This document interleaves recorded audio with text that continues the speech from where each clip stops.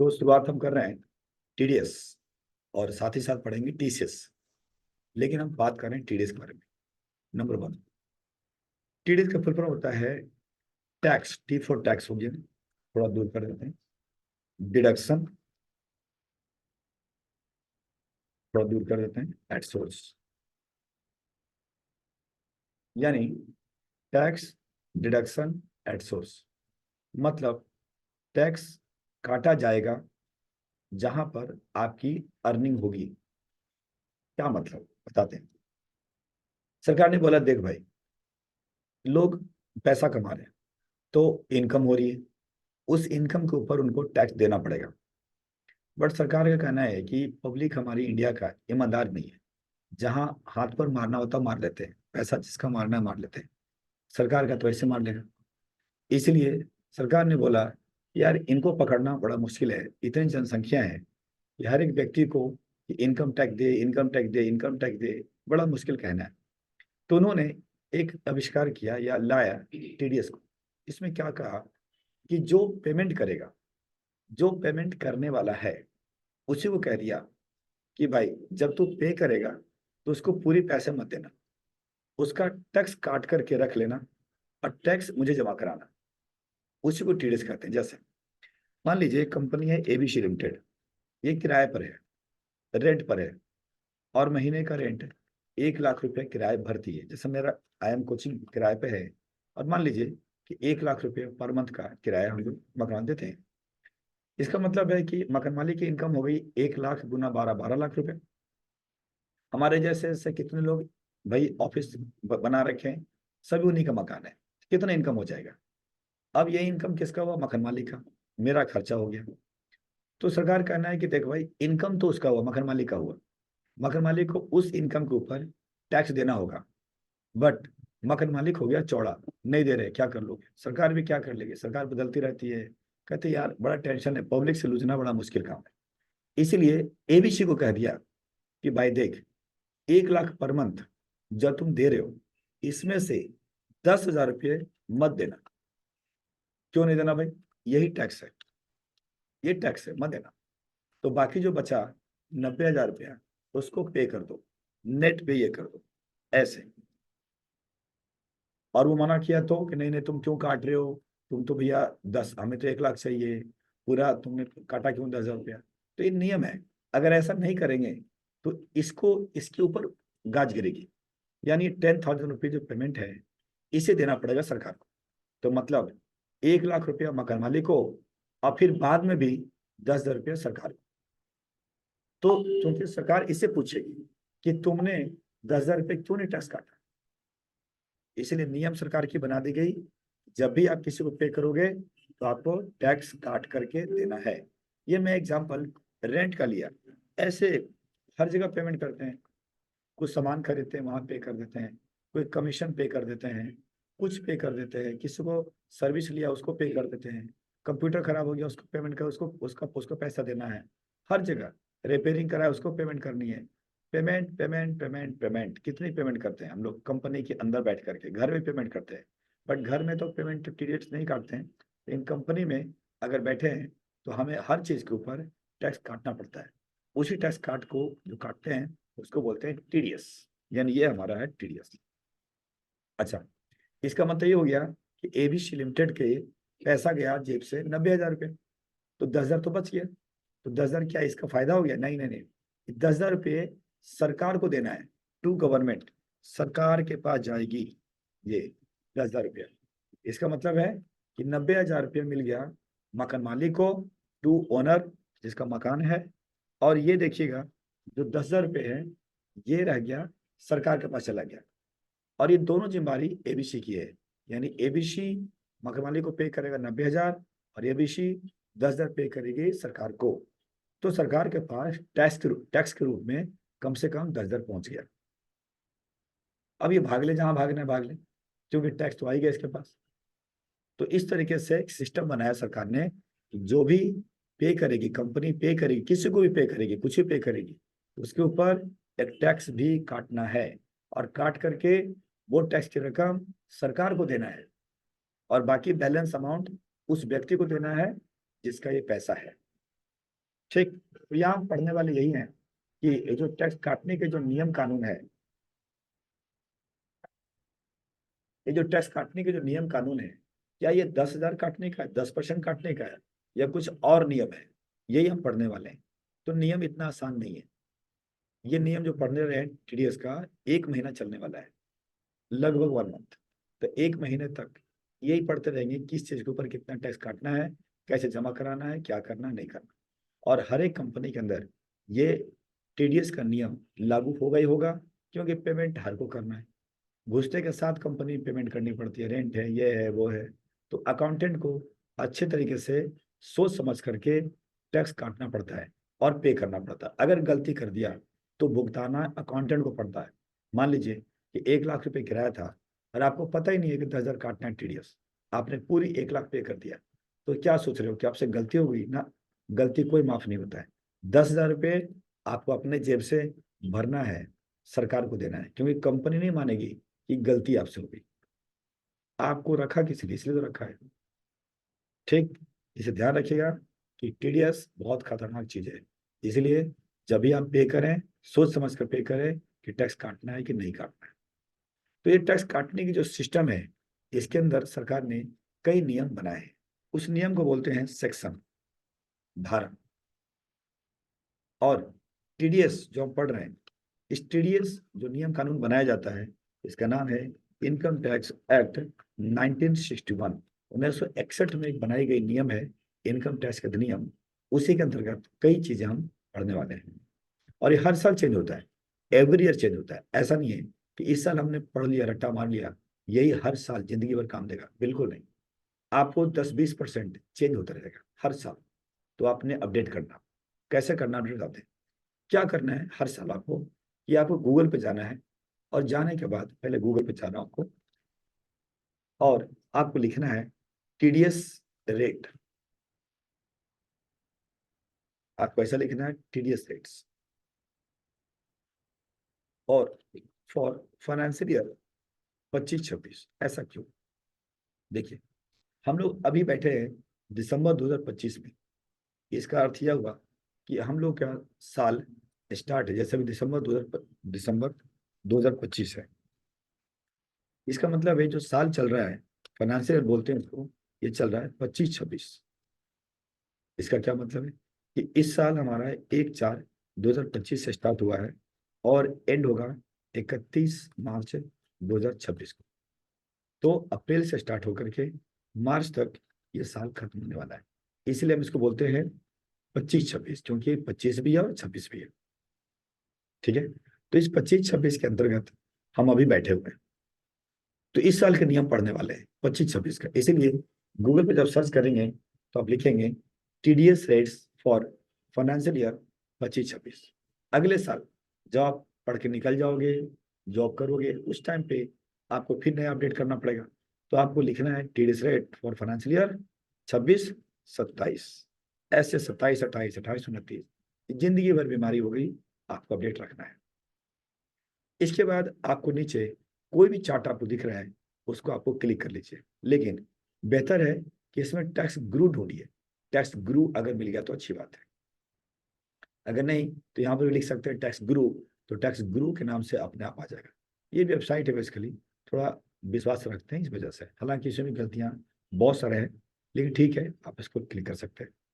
तो मैंने इसको क्लिक कर दिया, आपकी इच्छा कोई भी क्लिक कर दो, बट ठीक है, मैं इसको क्लिक किया टैक्स गुरु वाले। जैसे क्लिक करेंगे, ये फाइनेंशियल ईयर 25-26 की टैक्स की रेट, टीडीएस का रेट अपने आप सामने दे दिया।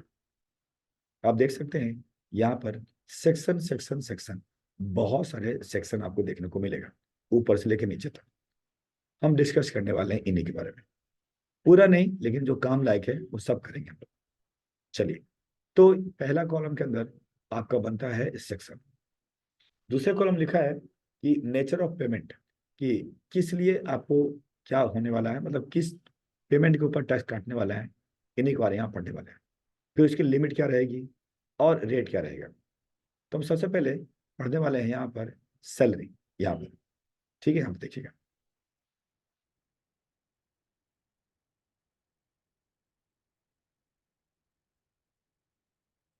देख लेता हूँ सही है गलत है।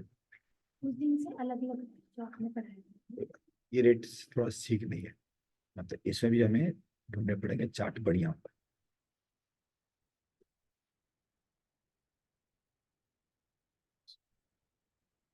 पूरे ठीक है, कॉलम नहीं बने ठीक से।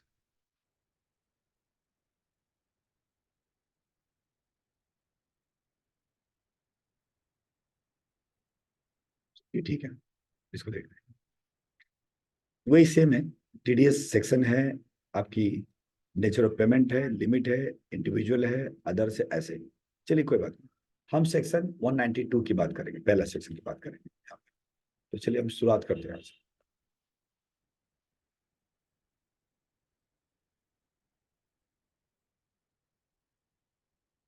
हम यहाँ लिखेंगे सेक्शन 192, सेक्शन 192।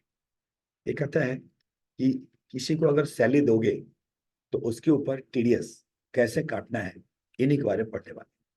अब सैलरी तो मिलेगी मिलेगी, आप खुद ही नौकरी करोगे, ऐसे कई लोग नौकरी करेंगे कंपनी के अंदर। अकाउंटेंट का काम होगा टैक्स काट करके पेमेंट करना। तो चलिए यहाँ पर हम बात करते हैं सैलरी के बारे में। एग्जाम्पल लेता हूँ। मान लीजिए कि 1 जून 2025 डेट है। इस तारीख में एक व्यक्ति ज्वाइन हुआ है किसी कंपनी के अंदर, और 1.5 लाख रुपए की पर मंथ की सैलरी पे ज्वाइन किया। 1.5 लाख पर मंथ की ज्वाइन पे किया। अब देखते हैं, उसे जून महीने की सैलरी देनी है मुझे, क्या 1.5 लाख देंगे या कुछ टैक्स काट कर देंगे? तो आंसर देते हैं कि हमें क्या करना हो। हमें क्या करना है, जून मंथ खत्म हो गया तो हम क्या करेंगे, जो सैलरी आप देख रहे होंगे, सैलरी वो 1.5 लाख रुपए देख रहे हैं, इसको आपको जून से लेकर के मार्च तक, क्योंकि हम फाइनेंशियल ईयर 25-26 में है, तो 25-26 में जो साल एंड होने वाला है, अप्रैल खत्म हो गया, मई खत्म हो गया, जून से स्टार्ट है, यानी बंदा जून में आया है, तो जून से लेकर के मार्च तक होता है। मंथ काउंट कर लीजिए कितने महीने हो गए, 10 महीने। तो 10 से गुना करेंगे तो 1.5 लाख गुना 10 हो गया। अभी आगे आए नहीं है, जून खत्म हुआ बस, जून खत्म होके सैलरी देने वाले हैं बस, इतना ही समझिए। लेकिन फिर भी आपको 10 से गुना करना है। इसके बाद आपको लेस करना है, एक नाम होता है जिसको बोलते हैं स्टैंडर्ड डिडक्शन।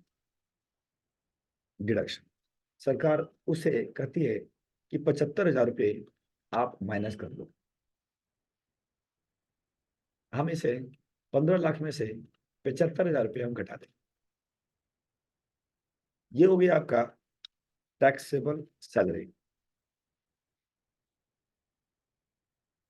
ये हो गया। यानी इसके ऊपर सरकार बोलती है टैक्स लगाओ। अब इसका टैक्स निकाल लीजिए, कितना होता है साल भर का टैक्स पर ईयर, एक साल का। अब वो कैसे निकालेंगे, तो अब फिर से गूगल का सहारा लेंगे यहाँ पर, और हम यहाँ लिखेंगे टैक्समैन कैलकुलेटर गूगल पे। जैसे लिखिएगा टैक्समैन कैलकुलेटर, आपका एक रेडीमेड आएगा कैलकुलेटर। इसमें पूछेगा असेसमेंट ईयर क्या होता है, बताते हैं। यदि हम जून 2025 में हैं, इसका अर्थ यह हुआ कि फाइनेंशियल ईयर 25-26 में अभी है। इसका मतलब ये हो गया, इसको दूसरे शब्दों में कर सकते हैं, असेसमेंट ईयर 26-27 में है। यानी असेसमेंट कहा जाता है अगले साल को, जिस साल हमें रियल में इनकम को कैलकुलेट करके सरकार को बताना है। इस साल नहीं बताना है, अगले साल बताना है, उसे बोलते हैं असेसमेंट ईयर। कैलकुलेटर के अंदर फाइनेंशियल ईयर नहीं है, असेसमेंट ईयर है। इसका मतलब समझिए कि 26-27 है, इसका मतलब है कि फाइनेंशियल ईयर 25-26 की बात की जा रही है। तो आप यहाँ करेंगे 26-27। यहाँ इंडिविजुअल का मतलब इंसान हो गया, मेल फीमेल वो डिपेंड करता है, मेल ले लिया मैंने। रेसिडेंट इंडिया के निवासी हैं। और यहाँ पर आएगा whether opting for section 115 BSC. इसका क्या होता है कि क्या आप न्यू रिजाइन में जाना चाहते हैं? हमारे यहाँ दो सिस्टम है इनकम टैक्स निकालने के, एक ओल्ड एक न्यू। देखते हैं, हम पहले नो कर लेते हैं। नो नो का मतलब है कि पुराना रेट में जाना चाहते हैं, पुराना सिस्टम में जाना चाहते हैं, ओल्ड डिजाइन बोलते हैं उसको। नो करके हम यहाँ पर इनकम डालेंगे, देखिए अभी कुछ भी नहीं है इसके ऊपर। इस इनकम को लिखेंगे 14,25,000 रुपया, और हम यहाँ करेंगे कैलकुलेट। अभी हम ओल्ड रिजाइम में टैक्स निकाल रहे हैं, करेंगे कैलकुलेट। जैसे कैलकुलेट करेंगे, यहाँ पर आ गया 2,49,600 रुपया। अब एक बार क्लिक करके देखते हैं, रिफ्रेश करके रिसेट कर देता हूँ, और आपको न्यू रिजाइम में चलते हैं। यानी इसको यस कर दिया, यस बोले तो न्यू रिजाइम। अब इसके बाद मुझे 2 लाख, इसे 14,25,000 रुपये डालना है, और मुझे करना है कैलकुलेट। टैक्स आ गया 97,500 रुपया। कौन सा अच्छा लग रहा है आपको टैक्स देने में?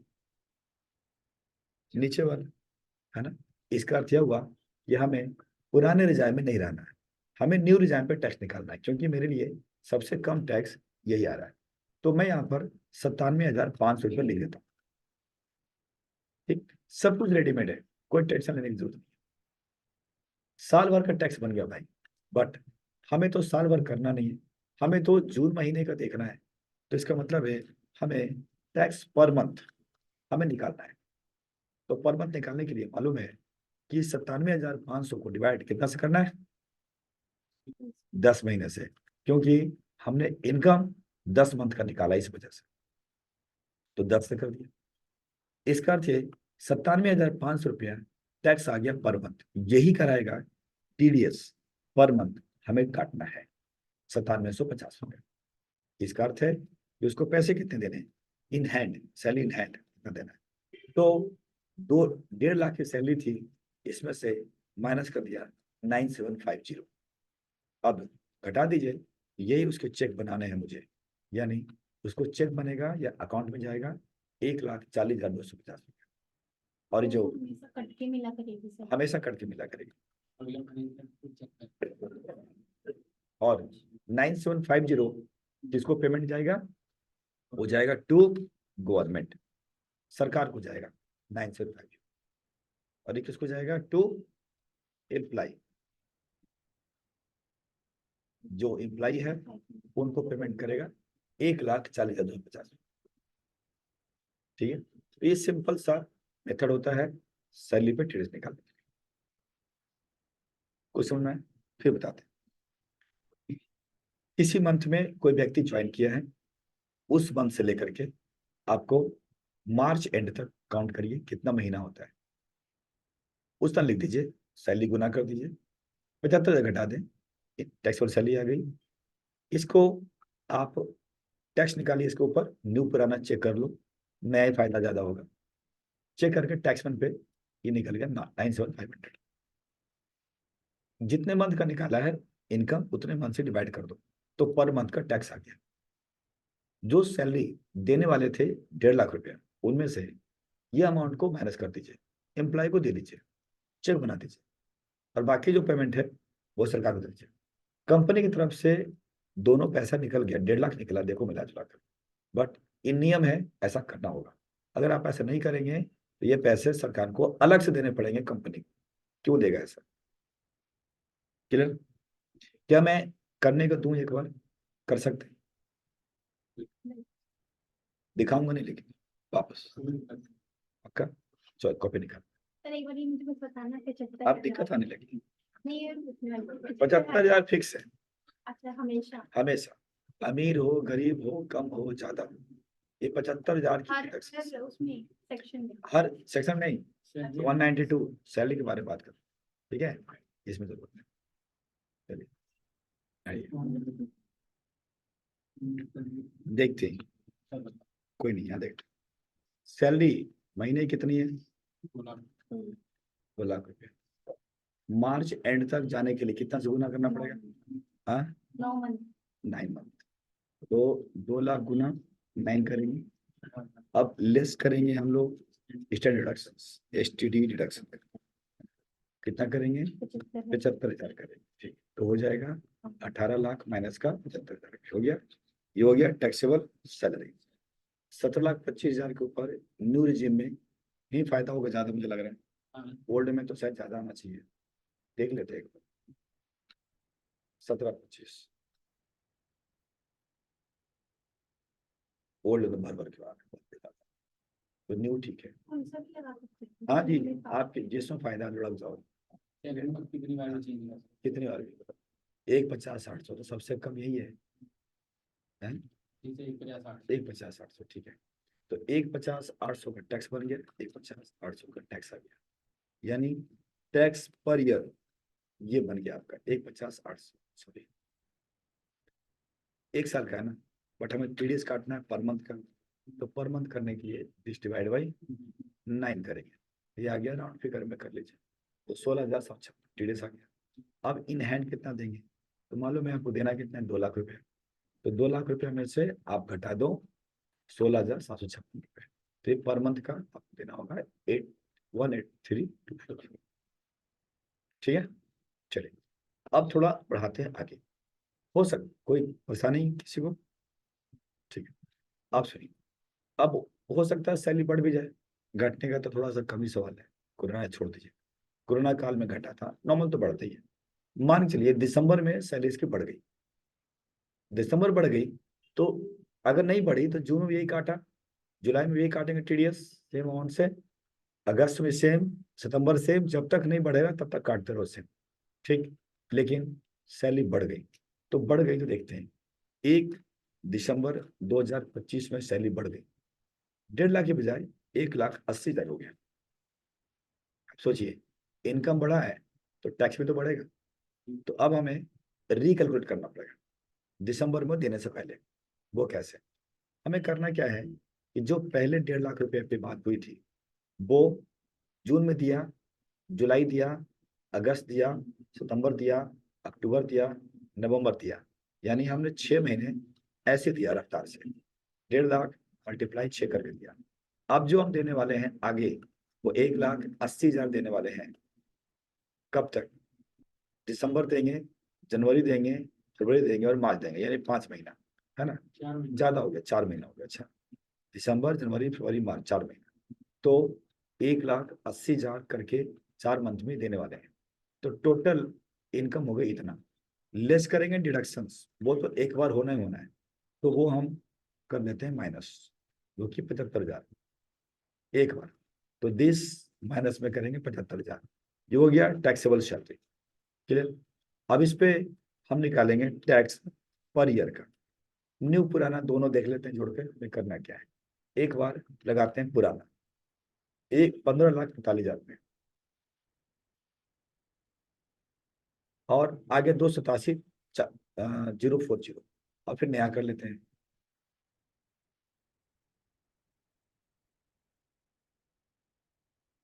इसमें आ गया 1,16,220 से 1,16,220, देख लो अब टैक्स पर ईयर आ गया। अब आपको जितना टीडीएस काट लिया, मतलब लेस करना है जो ऑलरेडी टैक्स काट लिया, टैक्स डिडक्टेड, यानी जो आपने ऑलरेडी उस बंदे का काट लिया वो माइनस कर लो।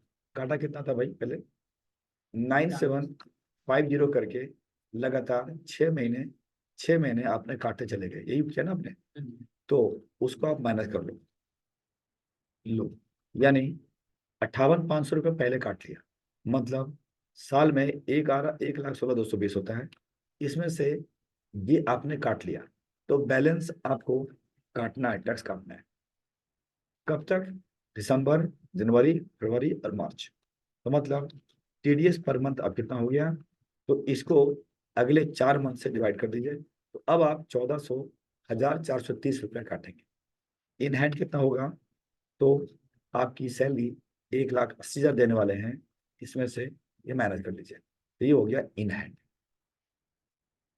चलिए फिर समझाते हैं, यदि सैलरी बढ़ी तो क्या करेंगे, बढ़ी तो पहले पुराना वाला सैलरी से लेकर के जितना मंथ तक आपने पुराना सैलरी दिया था मंथ तक उससे गुना कर दीजिए। हमारे केसेस में जून से लेकर के आपने नवंबर तक, जून जुलाई अगस्त सितंबर अक्टूबर नवंबर 6 महीने तक आपने दिए 1.5 लाख के हिसाब से 9 लाख रुपए, क्लियर। आने वाला मंथ में दिसंबर जनवरी फरवरी मार्च में आप देने वाले हैं 1,80, 4 मंथ तक 7,20, टोटल हो गया ये वाला, इसमें से 75,000 फिक्स है सरकार की तरफ से, वो घटाना है, ये हो गया आपकी सैलरी टैक्सेबल। इसको हम टैक्स में चेक किया तो सबसे लोएस्ट अमाउंट आ रहा है टैक्स का न्यू रिजिम में 1,16,220 रुपये। इस पे इस टैक्स में से पहले ही ऑलरेडी हमने 6 मंथ तक TDS काट लिया था, तो बैलेंस हमें काटना है 57,720 रुपये। इससे अगले आप 6 मंथ यानी सॉरी 4 मंथ 4 महीने में डिवाइड कर लीजिए जो काटना है आपको, तो ये बनता है 14,730 रुपये TDS बन गया, और बाकी 180 में से घटा दें तो ये बन गया इन हैंड। तो लग रहा है कि आपको वाला क्वेश्चन में बढ़ा कर दूं तो हो जाएगा, ट्राई करते हैं। चलिए करते हैं 5 मिनट में। अब मैं आपको भी ऐसे ही सेम दिसंबर महीने में बढ़ा 1 दिसंबर